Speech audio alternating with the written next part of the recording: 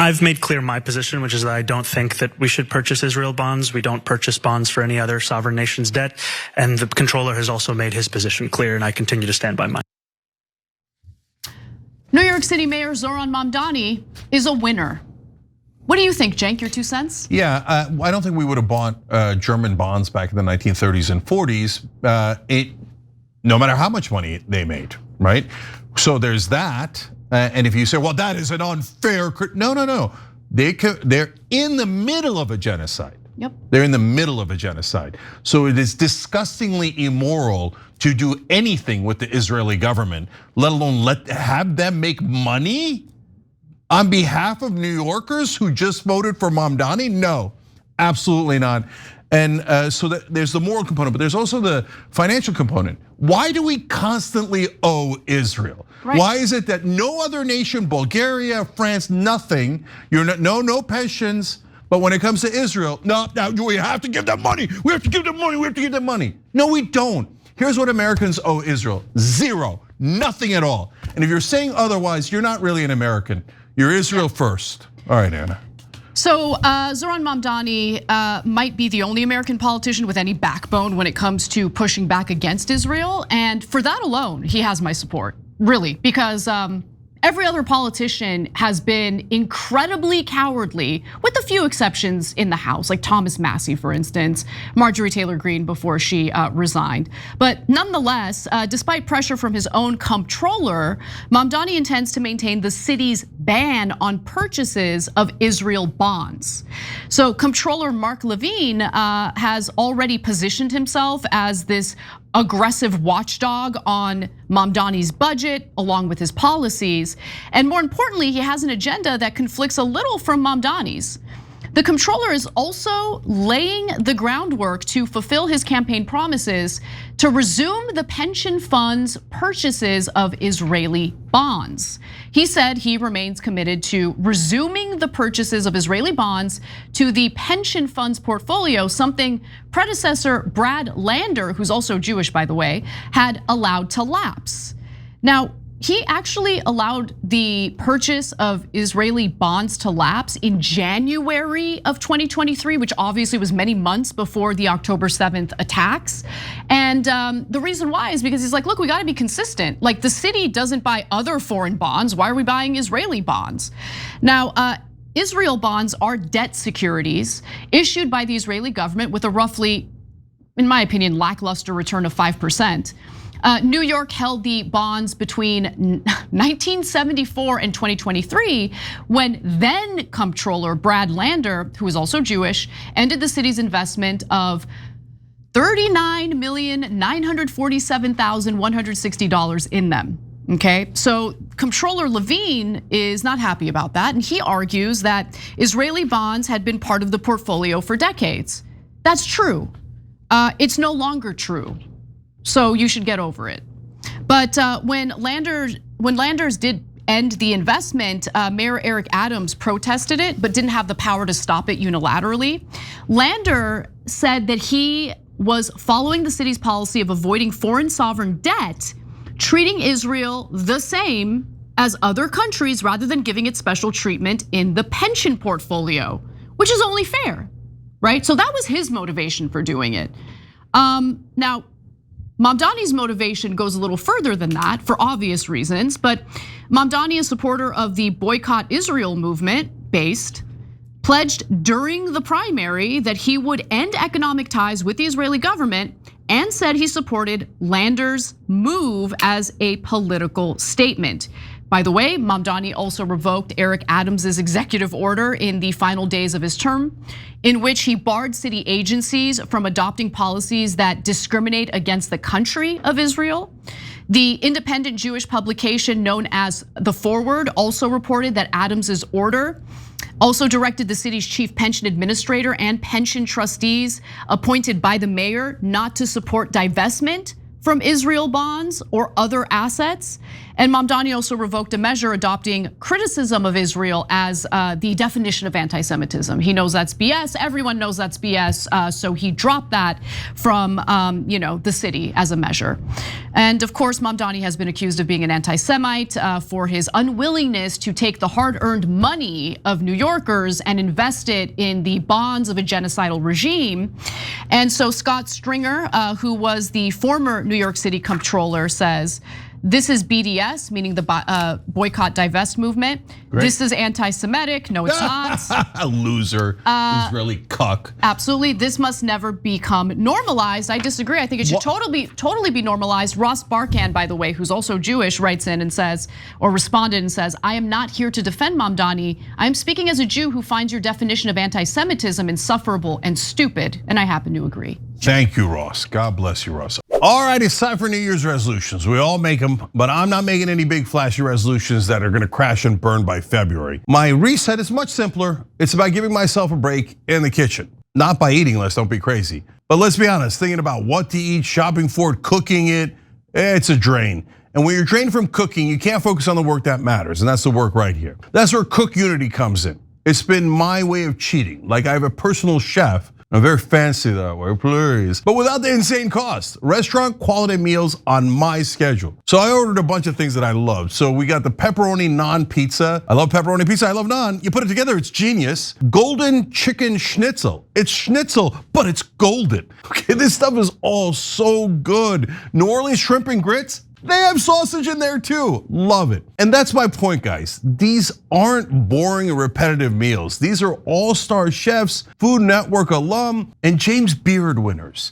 Handpicking seasonal ingredients and balancing bold flavors with nutrition. Every meal is a small batch masterpiece delivered fresh, never frozen. It makes hitting wellness goals effortless because a nutritious, incredible meal is ready in minutes. No shopping, no cooking, no cleanup. You can browse by chef, by cuisine, filter macros to the gram, not a thing I would do, but you could. And it's way less than takeout or even grocery store prices. Plus their packaging is part of a reusable, eco-friendly program. You can't ask for more. Taste comfort and craftsmanship in every bite from the award-winning chefs behind Cook Unity. Go to cookunity.com/TYT or enter code TYT before checkout to get 50% off your first order. That's 50% off your first order by using code TYT or going to cookunity.com/TYT. All right, let's talk about Brad Lander. Brothers running in District 10 in New York against Dan Goldman, who's totally Israel first. And Lander has been endorsed not just by Mamdani, and he was incredibly helpful to Mamdani's efforts. Even though they ran against each other, they supported each other all throughout, and Lander was terrific about that. But he's also gotten the backing of Bernie Sanders and Elizabeth Warren. He is the progressive in the race, he's the populist in the race. Make sure you're supporting Brad Lander in New York 10 and try to vote against almost all the incumbents, but certainly Dan Goldman, who says we should serve Israel, etc. Okay, so now the nonsense excuses. This is anti-Semitic not to give all of your money to Israel. Wait. Is it anti-Finnish that we're not taking New York pension bonds and investing it into Finnish treasuries? Well, why do we have to do that? Do we have to give it to Portugal? Is it anti-Portuguese? So like none of it makes any sense when you take the word Israel out and you Mad Lib it and you put it in another country. And then they're like, what? Of course we should receive special treatment. Us not receiving special, and by the way, they say like, what do you mean us, brother? Okay, so if you're saying Israel should receive special treatment, and that it's outrageous and hateful not to give them special treatment, different treatment, I think you misunderstand the English language. That is not discriminatory to not give someone special treatment. It's normal to not give them special treatment. Now, when you say, no, I demand it. New Yorkers, take your stupid pension, you better give it to Israel to invest in them. Why? And then when you ask the simplest, most obvious question in the world, why? Like, hey, if you showed me, oh my God, the Israeli bonds are at like 12% and they're perfectly safe, there's very little risk involved, and the Finland bonds are at 7%, and Portugal's at 4%, and Germany's at 9%. Hey, Israel's the highest with the lowest risk ratio. Okay, now we're having a rational discussion. What is the best for the people of New York? Where should we put their pension that is the safest but gets you the best return?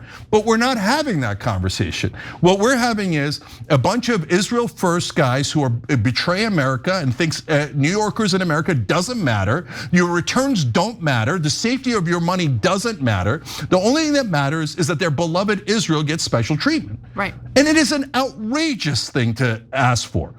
But our media everything is an illusion. So they flipped it upside down. They're like, if Israel doesn't get special treatment, you are all anti-Semites and you are the hateful one. No, honestly, you're all lunatics, and I'm sick of it, and I can't stand the gaslighting anymore. Now, even if we're talking about Israel bonds offering a much higher return, as I mentioned earlier, Mamdani is motivated by something that goes beyond financial returns on investment.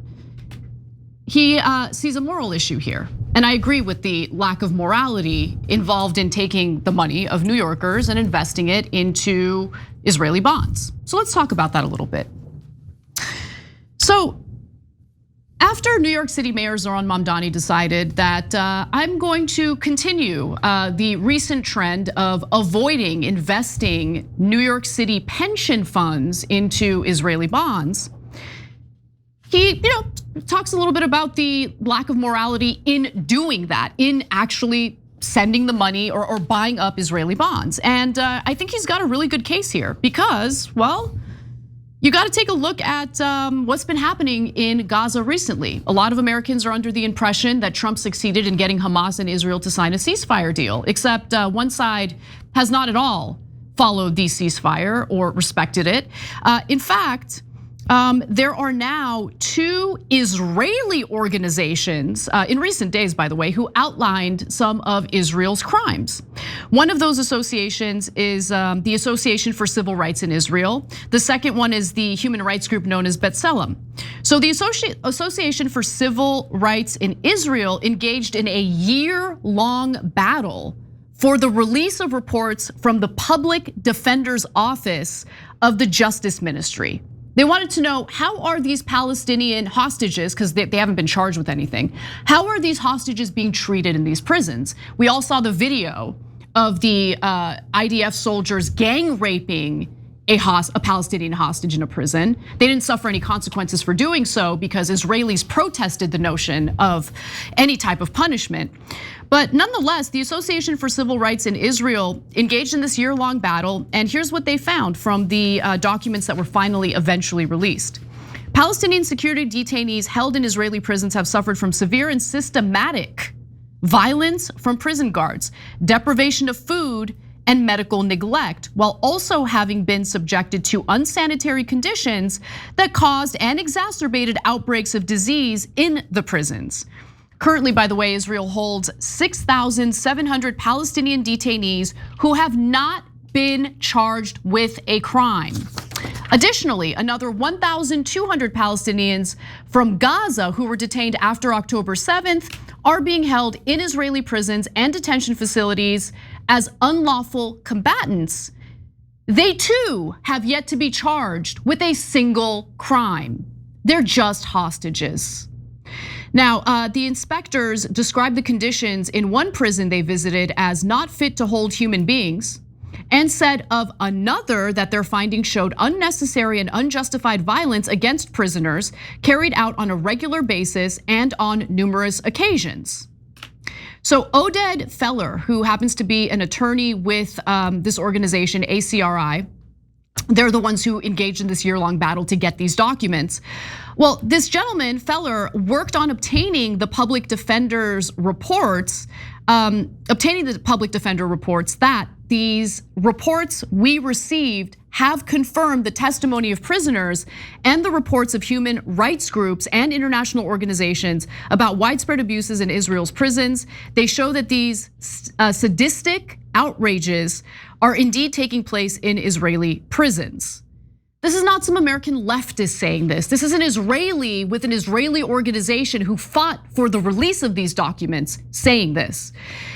Several detainees said that they were subjected to violence every time they left their prison wing to go to the medical clinic, meet with a lawyer, or to go to the video conference room for legal proceedings. So every time they left their cell, they would be abused. Prisoners showed us their wrists with red welts, swelling, and scabs. The inspectors reported, adding that the beatings took place in areas of the prison where there is no CCTV coverage. And honestly, even if they did it with surveillance capturing every second of the abuse, there'd be no consequences for them, as we learned following the gang rape of a prisoner. So the human rights group B'Tselem also focused on the sexual abuse that takes place in these prisons. So this is now the second Israeli organization. They found that there's a grave pattern of sexual violence in detention facilities and prisons in a report released on Tuesday detailing abuse of Palestinians in Israeli jails. It ranges from threats of sexual assault through forced stripping to actual sexual assaults, the report found. These include beatings to the genitals that cause severe injuries, setting dogs on prisoners, and forced anal penetration with various objects. And there is one Palestinian prisoner by the name of Sami al-Saei who has been speaking out about the abuse that he suffered. He was raped while he was held as a hostage by the Israelis. The 47-year-old father of 6 was held without any charge or trial from February of 2024 to June of 2025. Over a year in Israeli detention, he's getting raped and abused, hasn't been charged with anything, nothing. He heard the Israeli prison guards who raped him laughing through the assault before they left him lying blindfolded, handcuffed, and in agony on the floor to take a cigarette break. He described sexual torture that lasted more than 20 minutes, including beatings on his buttocks, a guard applying extreme pressure to his genitals, and forced anal penetration with 2 different objects. And I've got more details that I wish I didn't have to get into, but I can if we need to. So you see with human rights groups like B'Tselem that Israel does have its better angels, right? And so they're trying hard to get them back to, in my view, real Judaism, looking out for the underdog, challenging authority, etc. But they've got their work cut out for them, and I love that they exist, and I love that they're fighting for someone who isn't them, which is a very progressive thing to do. And I know some the folks that aren't progressive that go, no, your clan, your tribe, you have to love them and care, and then everyone else you hate and attack nonstop. But that's not the progressive mindset, and I love B'Tselem for doing this, and I appreciate that. Okay, now I'm super proud that we do a show, Young Turks, is 6 to 8 p.m. every day Eastern on YouTube, right, and all the other places we're on. And at 8 o'clock we do this revolution where we're trying to do a peaceful, nonviolent revolution where we crowdsource it and we bring right, left, center together, right? And one of our tasks that we decided on right in the beginning was trying to get an American kid, Mohammed Ibrahim, who was 16, out of an Israeli gulag, the kind of gulags that they're describing here. And so he immediately picked up a disease there. He lost 30% of his body weight, obviously being abused by the Israelis. And finally, there was enough pressure, not just from us, but from a lot of different people. Senator Van Hollen did a great job from Maryland. And we put enough pressure that the Israelis are like, are we not merciful? We will stop torturing the American kid. Like all the other Americans, we killed them, who cares, right? They've killed 9 Americans since October 7th. There's been no accountability. Our government doesn't even ask for accountability. Please murder more Americans, right? But we got that one American kid out of their torture prisons, right? And I feel super proud about that. And thank you to everyone in our audience that helped with that. Okay, now, look at the core of what they're saying, what Anna just reported. So first of all, every accusation is a confession, especially when it comes to the Israelis. So right after October 7th, they were like, rape. There was everything, widespread rape. Now, by the way, at that time, there was almost no evidence for it. I'm not saying that it didn't happen, but they were like, oh, we saw blood somewhere, so it must have been mass rape. They argue that Hamas uses rape as a weapon of war, that it was a systematic thing that they do. Yeah, and so there was no, if you dare to discuss that issue and say, okay, no, I'm totally open to it. Hamas is terrorist, and I get it, and it might be true. Can you give us evidence? Well, mainstream media would say, how dare you anti-Semite? We don't need any stinking evidence. They're all Muslim rapists, right? Now, meanwhile, here's the discrepancy. Now, if Hamas did that, then we should be livid with them, right? And then, by the way, all decapitated babies, and American media ran with that propaganda 24/7. Rape, decapitated babies, the Muslim terrorist, dark, right? And then you turn to Israel and you go, look, here is an Israeli human rights group saying there's rape in these Israeli prisons. American media is like, shut up. No, we're not gonna report that. Back to the propaganda, everybody. And remember, anyone who quotes an Israeli saying that these prisons are torture chambers and they're not getting their rights is an anti-Semite. How could I be an anti-Semite for quoting an Israeli human rights group? Because guys, American mainstream media is not news at all. It's just propaganda.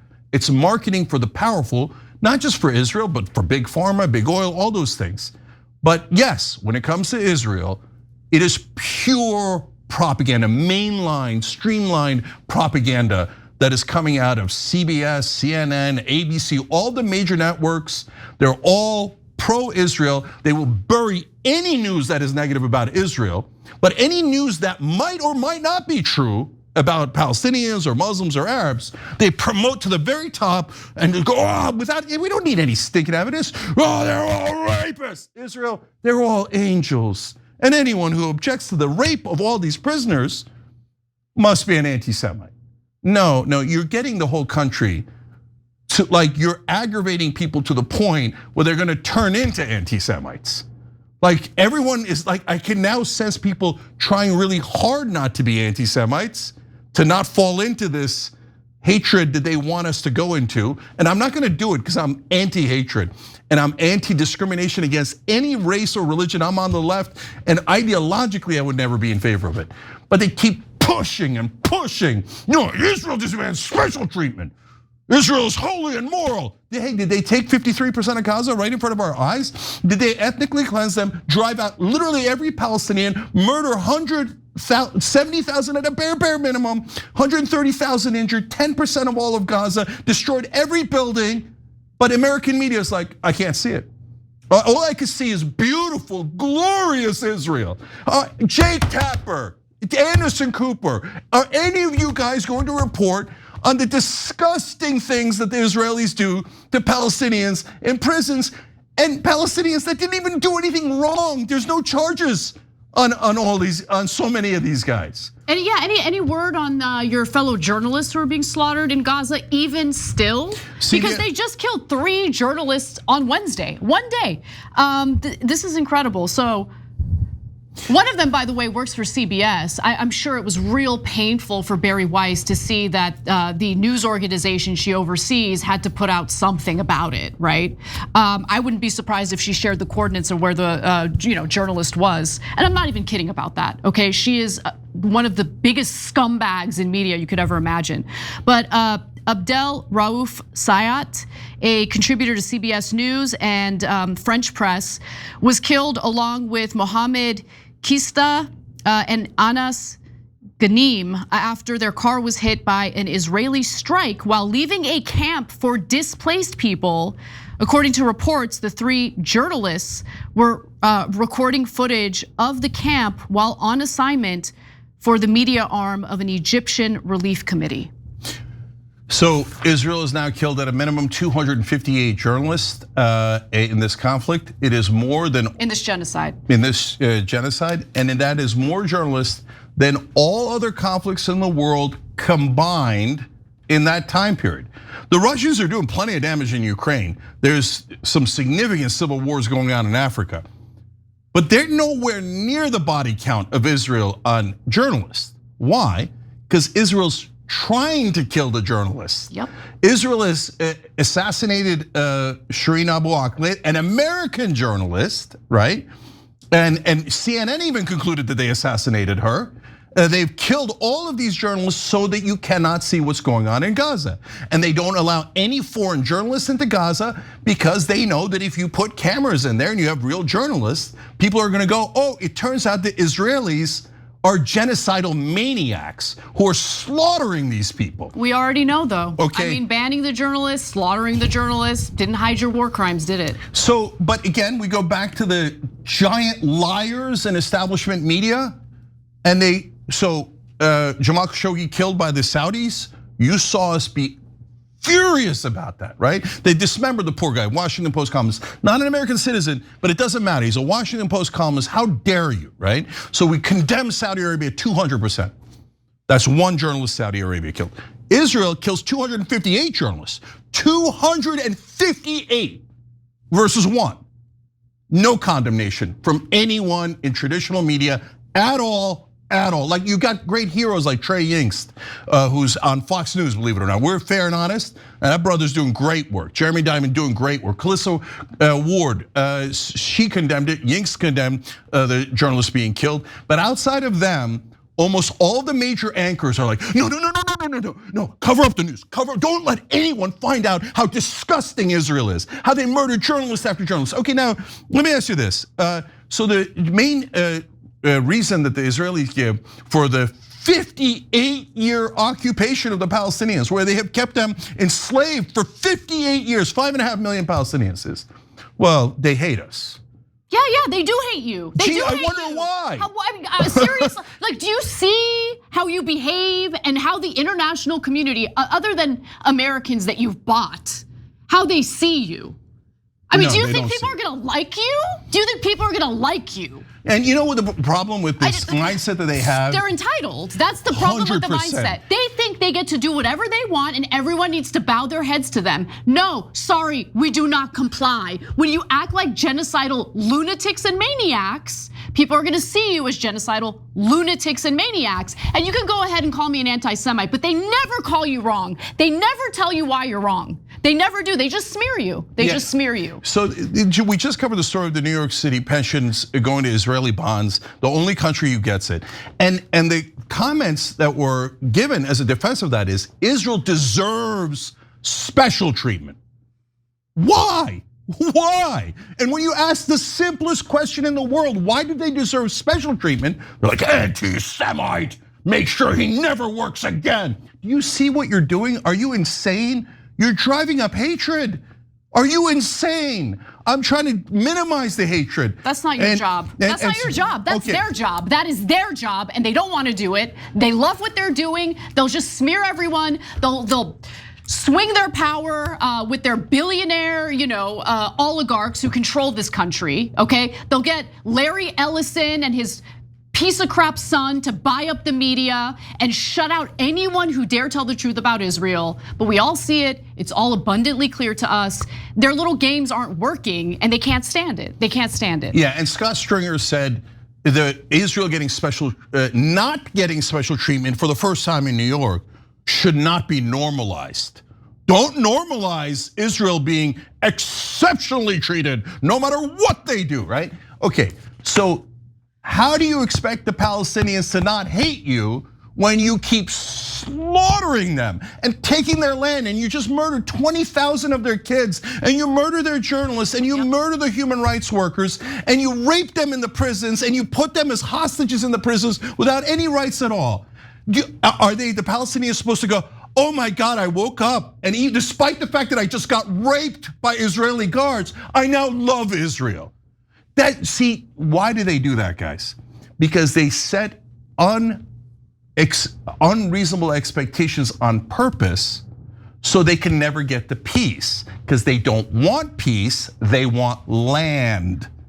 And so what you just saw with your own eyes over the last 2 years is that they just stole 53% of Gaza after murdering almost everyone in that area or driving them out through a campaign of ethnic cleansing. That is special, it's especially evil. They are one of the most evil governments in the world right now, and it's actually not that close. Like, oh, you should be afraid of Iran. And Iran, the Ayatollah sucks, and I hope they get a democracy in Iran, and we're fair to everyone. But don't tell me that I have to be like, oh my God, all these are evil countries. Israel's the one that's attacking all their neighbors, and they brutalize the Palestinians, and they demand that we bow our heads and finance all their war crimes, all their atrocities, and give them special treatment because we owe them. And the beatings will continue, the rapes will continue, the genocide will continue until the Palestinians love us. Until Hamas gives up all of its weapons. How do you know they gave up all their weapons? Until they all surrender. How do you know they all surrendered? Oh, right. These are impossible standards on purpose so they can murder more Palestinians and steal more of their land. But American media, shh. They're not news. American media is not news. It is pure propaganda for Israel. Debate me. If you, by the way, Jake Tapper, anyone, come at me. Let's do a debate. Let's do a rational debate. Your channel, my channel, an independent channel. They won't debate it. They'll just smear you and they'll say Israel is the greatest thing in the world and deserves everything. And we should all shut up and be occupied by Israel. No, no thanks. America, let's go, let's go. Let's get free. Let's get free of Israel. I can't stand this. I don't want to pay for a genocide. I don't want to pay for a genocide of any country, and that includes Israel. Every time you ring the bell below, an angel gets his wings. Totally not true, but it does keep you updated on our live shows.